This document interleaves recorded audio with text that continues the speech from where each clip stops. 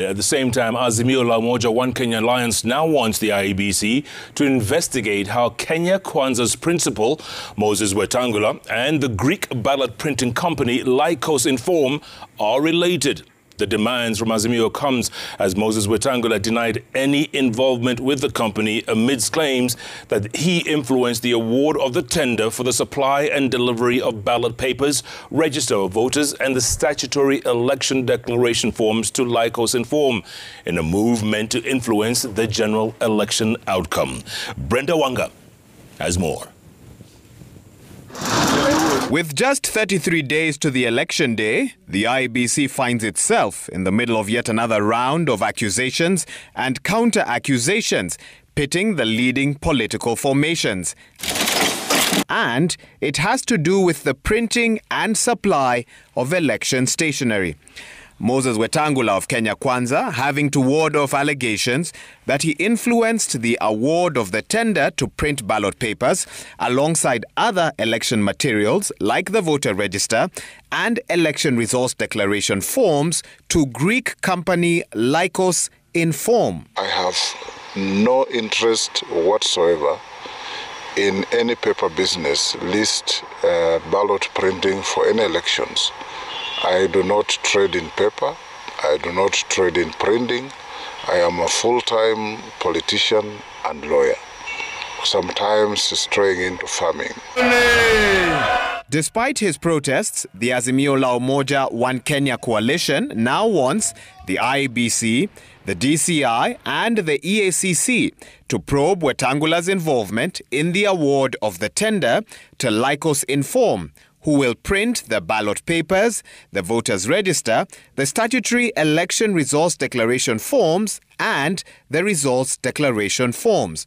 This victory to Kenya Kwanza. According to Azimio, Wetangula's involvement with the company can be traced back to the beginning of last year. Azimio claims that on the 8th of January 2021, Wetangula invited AWA David Anderson, a representative of Lycos Inform, to visit Kenya under the guise of seeking investment opportunities in Bungoma, Busia and Trans Nzoia counties. On the same date, Azimio says the senator wrote an invitation letter to the commercial director of Lycos Inform, a Mr. G. Grekis Konstantinos, to visit Kenya. The Azimio letter further states that Wetangula wrote to the Greek ambassador to Kenya, Antonio Goropoulos, asking him to assist Wetangula's aide, Joshua Abdallah Makoha, who was traveling to the Lycos. The letter further indicates that Makoha was expected to report back to Wetangula on, and I quote, areas of cooperation with the national government, end quote. The correspondence took place 2 weeks before the IEBC published the tender for the supply of the printing services for election material.